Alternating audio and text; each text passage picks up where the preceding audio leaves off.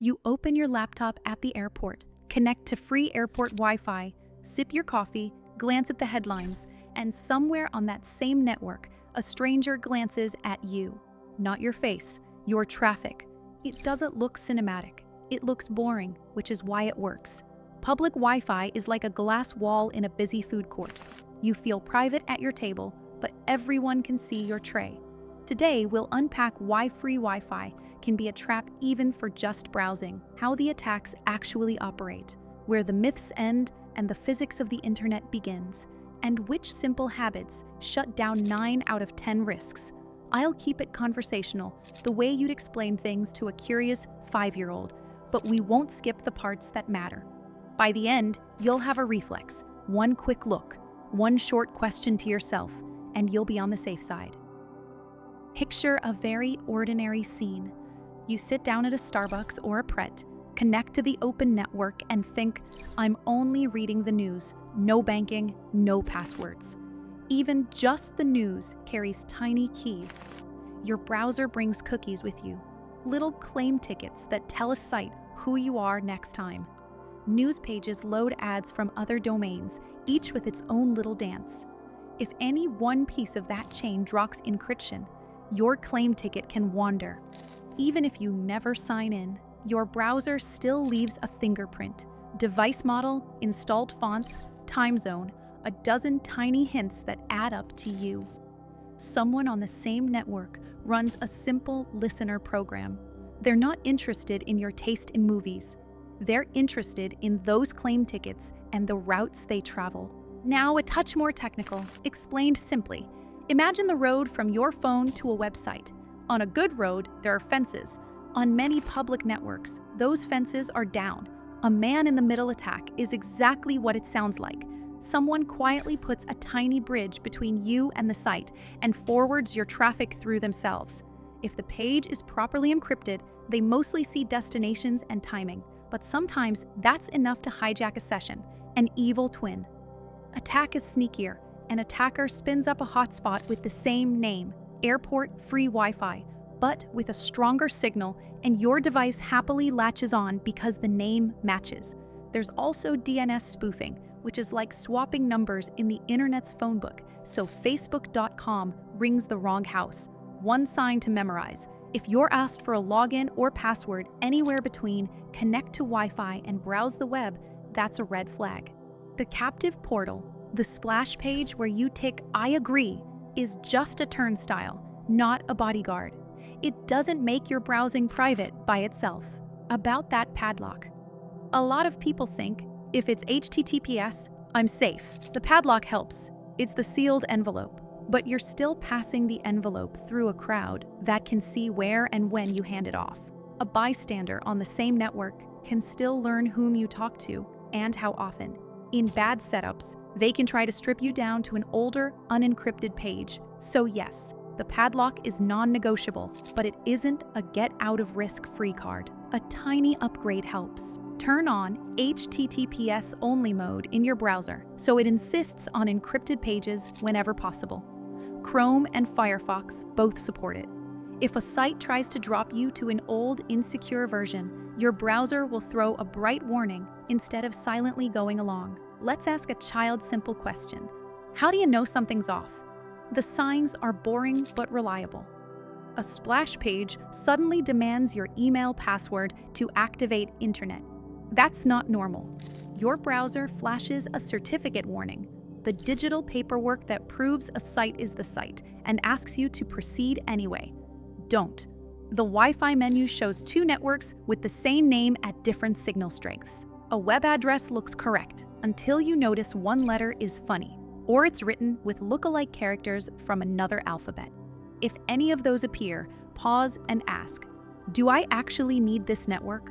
Could you flip on your phone's mobile data and hotspot your laptop for 5 minutes? In 9 out of 10 cases, that's the simplest, safest answer. Time to poke a few myths. Myth 1.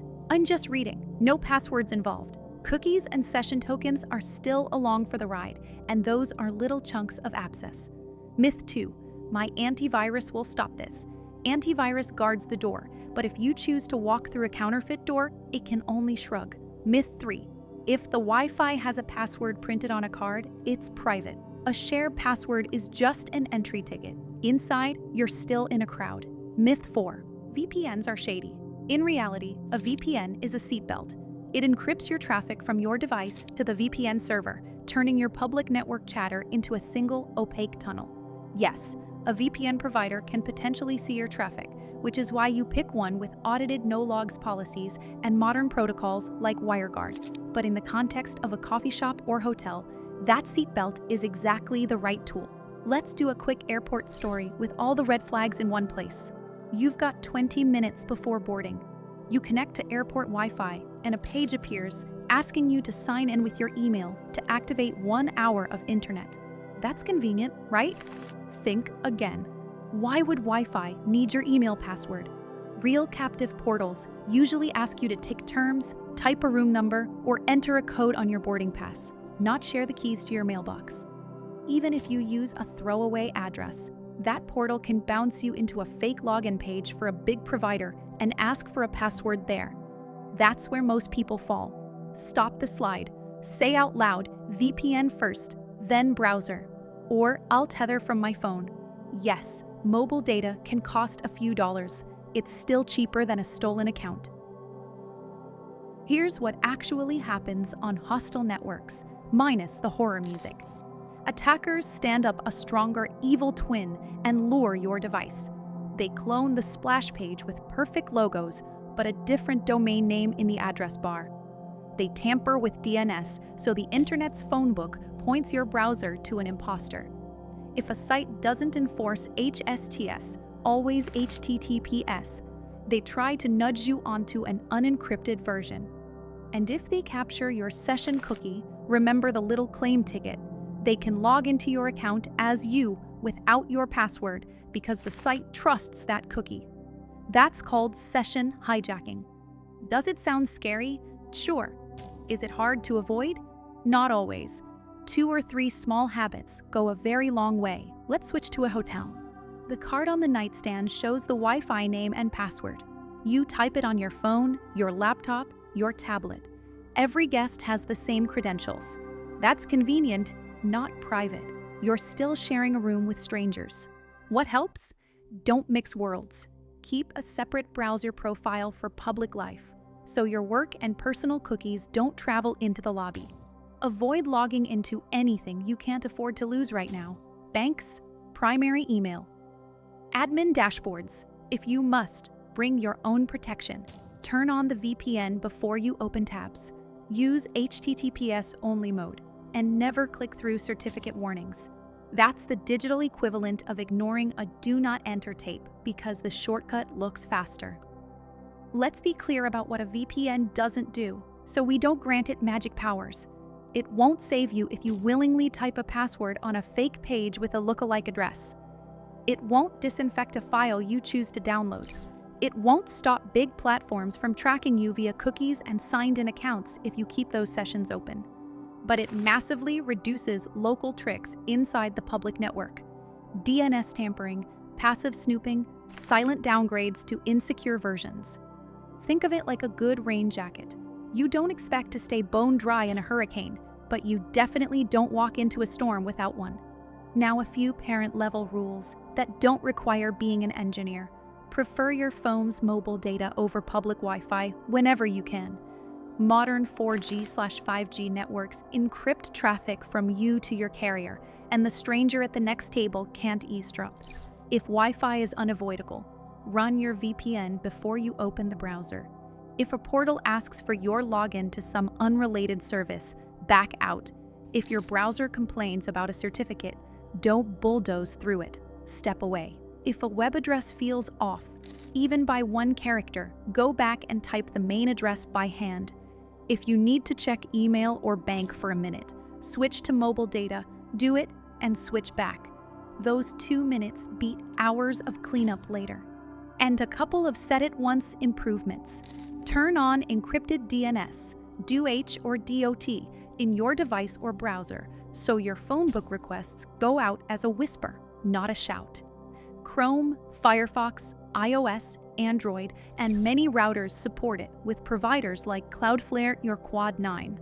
Use HTTPS-only mode so your browser pushes for encryption everywhere. Disable auto-join for known networks on your phone and laptop so your device doesn't jump onto any free Wi-Fi it remembers. When you're done using a public network, forget this network in settings. Next time, you'll connect only because you chose to. The sneakiest part of public Wi-Fi isn't the hacker, it's hurry. You're late for a meeting, a flight, a call, and you'll accept anything the screen asks just to get online. So here's a tiny mental anchor. Before you click, ask yourself out loud, would I send this as a postcard or only in a sealed envelope? If the answer is sealed envelope, then it's either mobile data or VPN-first, or a short delay until you're on a known good network. It sounds childish. It works because it pulls you out of autopilot. Let's ground this with a few everyday scenes. First, a co-working space with a shared password. You need to upload a resume and sign into cloud storage. You open the VPN, check for the little padlock next to your storage site, finish the upload, and send the link. To anyone else on the network, your traffic is a single encrypted tunnel. Second, a hotel late at night. You want to share photos with family. The captive portal suddenly asks you to sign in with email to activate internet.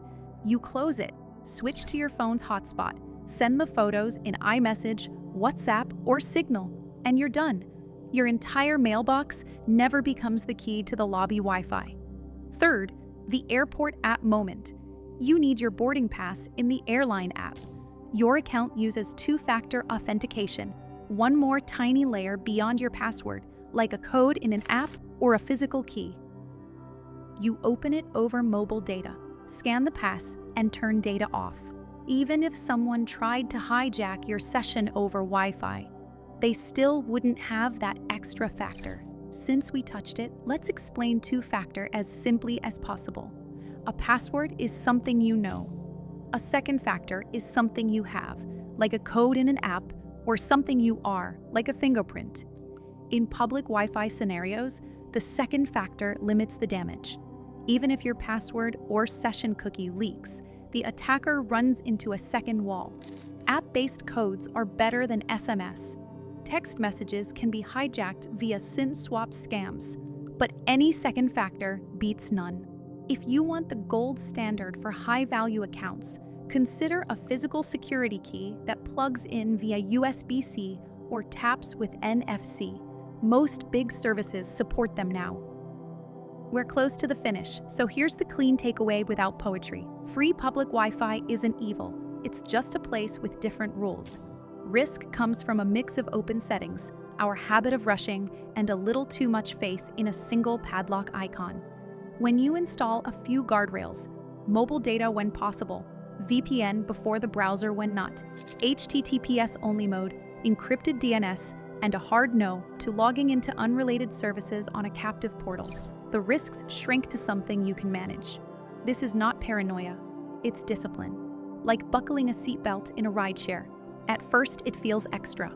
Then you do it automatically. Remember, every time you see free Wi-Fi, whisper 3 steps to yourself. Can I skip it? If not, VPN first. If anyone asks me to log in where I shouldn't, stop. 3 short phrases. They fit between sips of coffee, and they're much faster than recovering a stolen account. And if you want one more favor to your future self, open your browser settings today and flip on HTTPS only mode. Then turn off auto join for known networks on your phone.